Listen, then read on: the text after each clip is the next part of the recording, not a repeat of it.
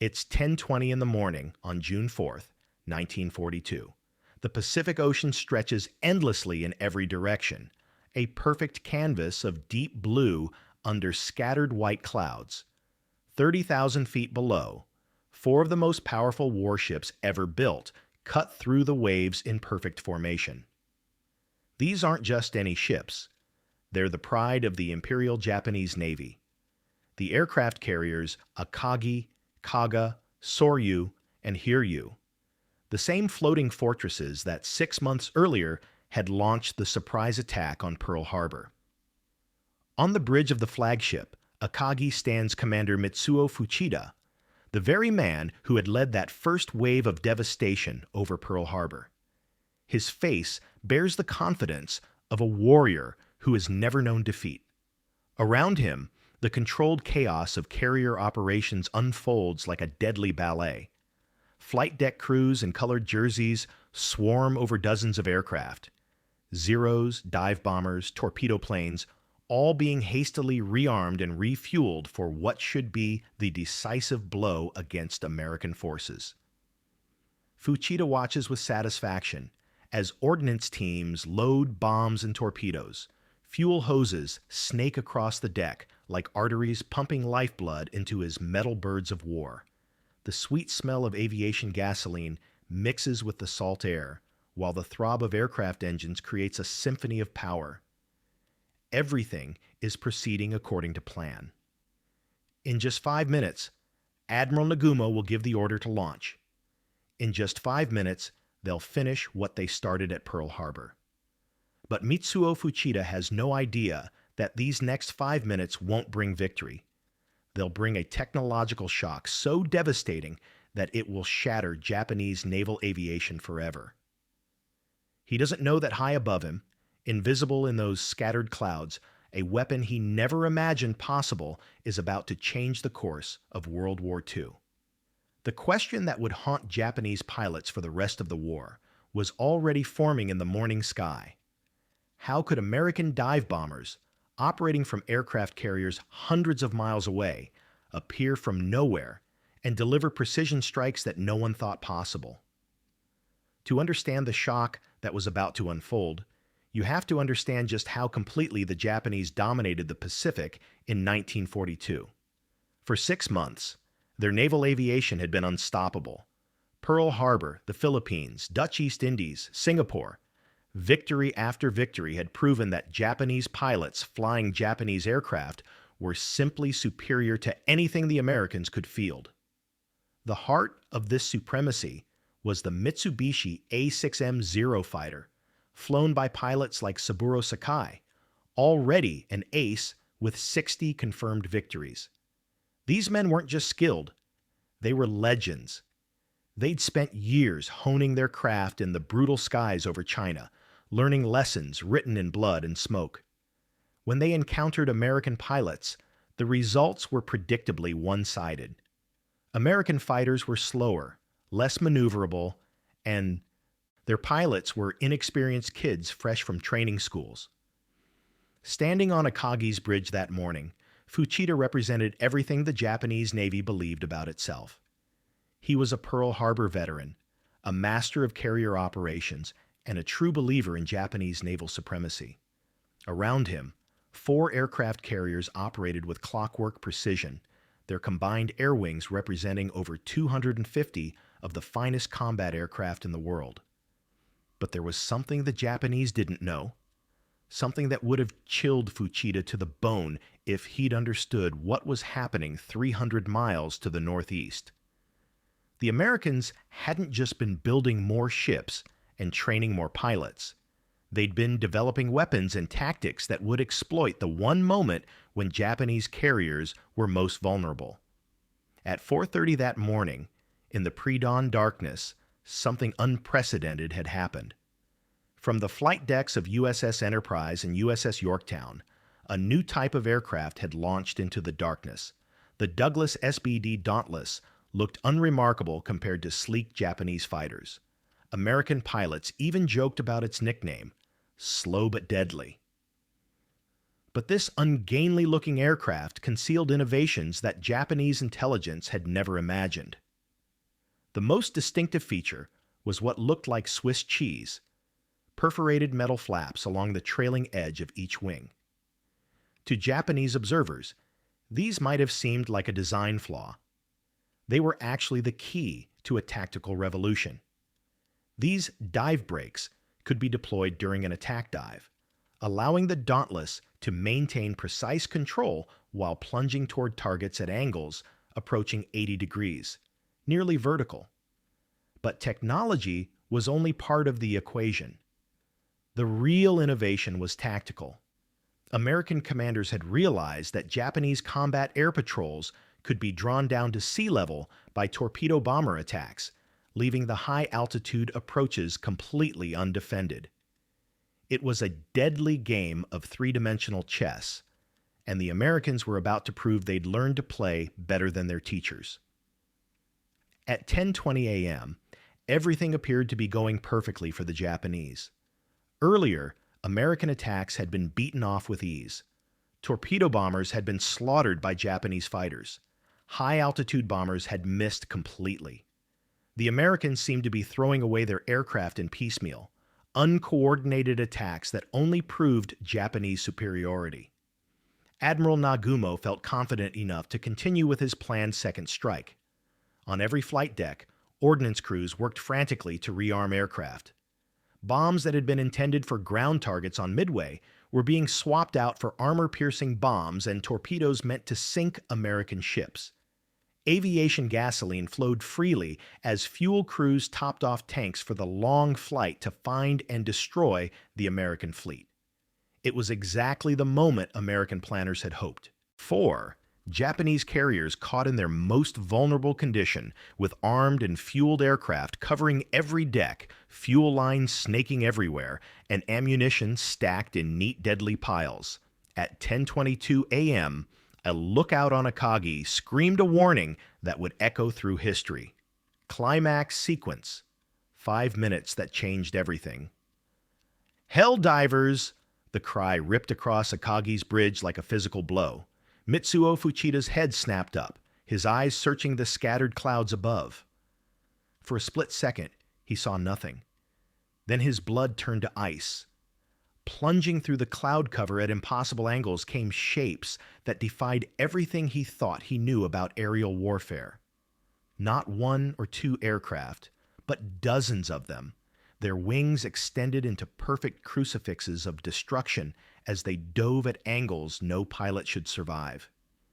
The morning sun glinted off their propeller spinners as they fell toward his ship like bullets fired from heaven itself.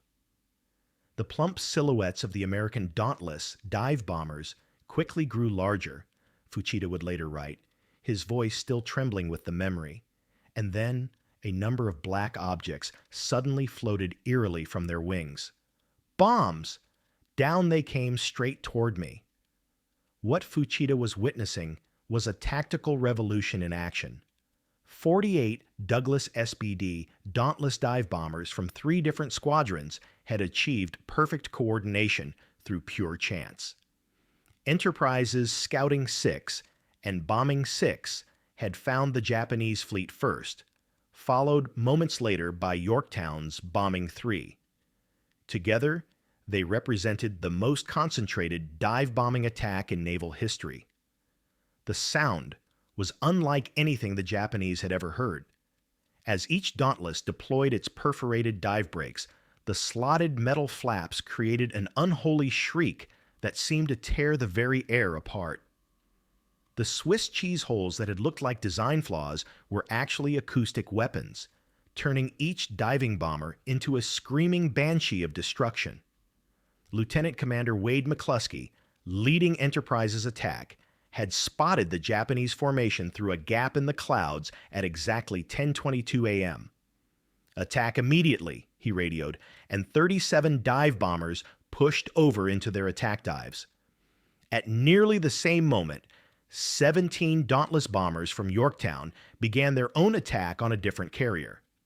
Lieutenant Norman Dusty Kleiss, a young pilot from Kansas flying his first major combat mission, found himself diving toward the massive form of the carrier Kaga. Through his telescopic bomb sight, he could see Japanese sailors running across the flight deck, their upturned faces white with terror.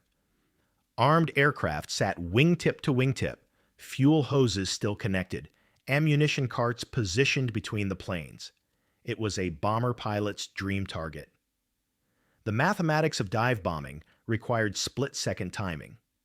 Kleiss had to judge his altitude, airspeed, wind drift, and target movement while plunging earthward at 250 knots in a 70-degree dive. The perforated dive brakes kept his aircraft stable, but the G-forces pressed him deep into his seat as the carrier grew larger and larger in his sight. At 2,500 feet, Kleiss pressed the bomb release. His 1,000-pound armor-piercing bomb separated cleanly from the aircraft, its yellow nose cone gleaming as it continued downward while Kleiss pulled out of his dive with a force that nearly blacked him out. Across the Japanese formation, the impossible was happening. On Akagi, Fuchida threw himself behind a command post as two massive explosions rocked the ship. The first bomb struck just behind the midship elevator. The second hit near the port side of the flight deck. Under normal circumstances, these hits wouldn't have been fatal to a ship as large as Akagi. But with the flight deck crowded with fueled and armed aircraft, the results were catastrophic. Fuchida watched in horror as secondary explosions began chain reacting across his ship. There was a huge hole in the flight deck just behind the amidship elevator, he remembered. The elevator itself, twisted like molten glass, was drooping into the hangar. Deck plates reeled upward in grotesque configurations. Planes stood tail up, belching livid flame and jet-black smoke. The scene was being repeated with terrifying precision on Kaga and Soryu. Lieutenant Dick Best, leading a small section of Enterprise dive bombers, had achieved something no pilot in history had ever done. He scored direct hits on two different enemy aircraft carriers in a single attack. His first bomb penetrated Akagi's flight deck and detonated in the hangar, setting off a chain reaction among stored torpedoes and bombs. Minutes later, he put another bomb through the flight deck of the carrier Soryu. On Soryu, the devastation was immediate and total. 3 1,000-pound bombs struck within minutes, and the ship was transformed into what one survivor called a hell of smoke and flames. Captain Ryosaku Yanagimoto, beloved by his crew, chose to go down with his ship, standing on the bridge sword in hand, calmly singing Kimigayo, the Japanese national anthem, as flames consumed his command. The most shocking aspect wasn't just the destruction, it was the precision. American dive bombers, operating from carriers hundreds of miles away, had achieved accuracy that Japanese planners had thought impossible. The perforated dive brakes that looked so crude had actually enabled a level of bombing precision that turned each Dauntless into a guided missile with a human brain. But perhaps no Japanese pilot experienced the shock of American dive bomber capabilities more dramatically than Saburo Sakai, Japan's most famous ace, on August 7, 1942, over Guadalcanal. Flying his Zero at 13,000 feet, Sakai spotted what he thought were 8 American F-4F Wildcat fighters circling below. Easy prey for a pilot with 60 victories. "I was in a trap," Sakai later wrote, his voice still filled with disbelief decades later. The enemy planes were not fighters, but bombers, the Avenger torpedo planes, types I had never seen before. From the rear, they looked exactly like Wildcats, but now they're extra size. What happened next shattered every assumption Japanese pilots had about American bomber aircraft. As Sakai closed for what should have been an easy kill, 8 tail gunners opened fire simultaneously. The Dauntless wasn't just a bomber. It was a flying fortress with defensive firepower that could challenge the best fighter pilots in the world. There was only one thing to do: keep going and open up with everything I had, Sakai remembered. I jammed down on the firing button. Almost at the same moment, every gun in the formation opened up. The planes were only 20 yards in front of me when flames spurted from two bombers. That was all I saw. A violent explosion smashed at my body. I felt as though knives had been thrust savagely into my ears. The world burst into flaming red and I went blind. Multiple .30 caliber bullets had shattered Sakai's canopy and struck him in the head, chest, and legs. One tracer round missed his right eye by less than an inch, melting the rim of his goggles. The tail gunners had expended over 1,000 rounds of ammunition in seconds, turning Japan's greatest ace into a casualty. What followed was one of the most remarkable flights in aviation history. Nearly blind, badly wounded, and with his aircraft riddled with holes, Sakai flew 550 miles back to Rabaul, navigating by instinct and willpower alone. When he finally landed, his fuel tanks were completely empty. He would spend the next 18 months in hospitals, recovering from wounds inflicted by aircraft he had thought were easy targets. In exactly 5 minutes, from 10:22 to 10:27 a.m. on June 4th, 1942, the entire balance of power in the Pacific Ocean had shifted forever. 3 of the 4 Japanese aircraft carriers that had attacked Pearl Harbor were now flaming wreckage, their flight decks twisted metal graveyards where moments before they had been symbols of invincible power. Mitsuo Fuchida, the man who had led the attack on Pearl Harbor, found himself being lowered on a stretcher to a rescue boat, both ankles broken from his desperate escape from Akagi's burning bridge. As he was transferred to the cruiser Nagara, he watched his flagship, the ship from which he had coordinated the most successful naval air attack in history, disappear beneath the waves at 4:55 a.m. the next morning, torn apart by torpedoes from her own escort destroyers. The human cost was staggering. Of Akagi's crew of nearly 2,000 men, only 263 would survive. Captain Aoki, who had initially planned to go down with his ship, was finally persuaded to abandon the vessel, but not before the inferno had claimed the lives of every man trapped in the engine rooms below. These weren't just statistics. They were the most experienced naval aviators in the world, irreplaceable veterans whose loss would cripple Japanese naval aviation for the rest of the war. What had made this devastating success possible wasn't just courage or luck. It was a technological revolution that Japanese intelligence had completely missed. The Douglas SBD Dauntless represented innovations that seemed minor but proved tactically decisive.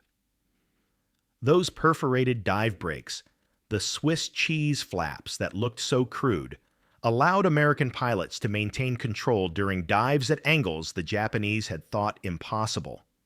A typical attack run began at 18,000 feet and continued at angles approaching 80 degrees until the pilot pulled out at just 1,800 feet above the target.